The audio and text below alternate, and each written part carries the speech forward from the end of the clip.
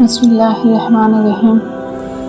حضرت عبداللہ بن زید رضی اللہ تعالیٰ نے ساری زندگی شادی نہیں کی، جوانی گزر گئی، بڑھاپا آ گیا۔ ایک دن بیٹھے حدیث کی ایک کتاب پڑھ رہے تھے تو اس میں پڑھا کہ حضور صلی اللہ علیہ وسلم نے فرمایا ہے کہ جنت میں کوئی بھی اکیلا داخل نہیں ہوگا بلکہ اپنی بیوی کے ساتھ داخل ہوگا، اور جس نے کسی وجہ سے دنیا میں نکاح نہیں کیا تو اس کا نکاح دنیا کی کسی کنواری لڑکی کے ساتھ کر دیا جائے گا،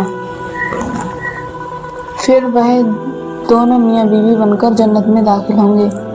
جب یہ حدیث پڑھی تو دل میں خیال آیا کہ دنیا میں تو میں نے نکاح نہیں کیا ہے لیکن جنت میں میرا نکاح کر دیا جائے گا تو آخر وہاں میری بیوی کون ہوگی؟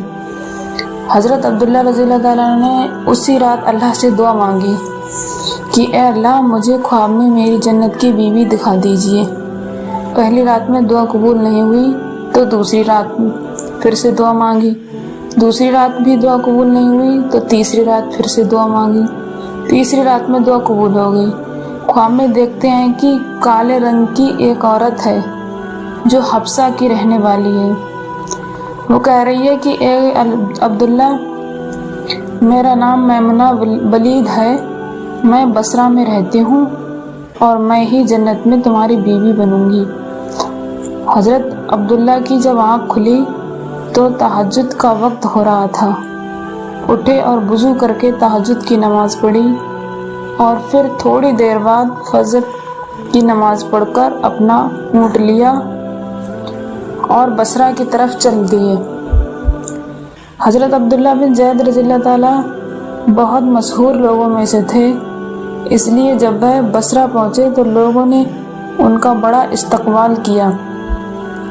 پوچھا کہ حضرت آپ کے شہر میں آپ کا ہمارے شہر میں کیسے آنا ہوا؟ حضرت عبداللہ نے فرمایا کہ میں ایک عورت کی تلاش میں آیا ہوں، اس کا نام میمنہ ولید ہے، اسی سے ملنا چاہتا ہوں۔ یہ سن کر لوگوں کو بہت حیرانی ہوئی اور کہا کہ حضرت آپ اتنی دور میمنہ ولید سے ملنے آئے ہیں؟ فرمایا ہاں، کیا میں اس سے مل نہیں سکتا؟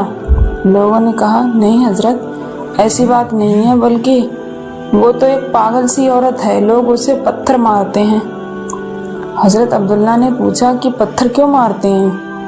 لوگوں نے بتایا کہ حضرت وہ عورت عجیب عجیب حرکتیں کرتی ہے، اگر کسی کو پریشان اور روتا دیکھے تو اس کے پاس کھڑے ہو کر ہنسنے لگتی ہے، اور اگر کسی کو ہنستا دیکھے تو اس کے پاس کھڑے ہو کر رونے لگتی ہے۔ وہ کچھ پیسے لے کر محلے والوں کی بکریاں چراتی ہے، آج بھی وہ جنگل کی طرف بکریاں چرانے گئی ہوئی ہے اور شام کو عصر کی نماز کے بعد واپس آ جائے گی، آپ تب تک آرام فرمائیے۔ حضرت عبداللہ نے کہا مجھے ابھی اسی وقت اس سے ملنا ہے، آپ لوگ مجھے جنگل کا راستہ بتا دیجیے۔ لوگوں نے کہا حضرت آپ جنگل کی طرف نہ جائیں کیونکہ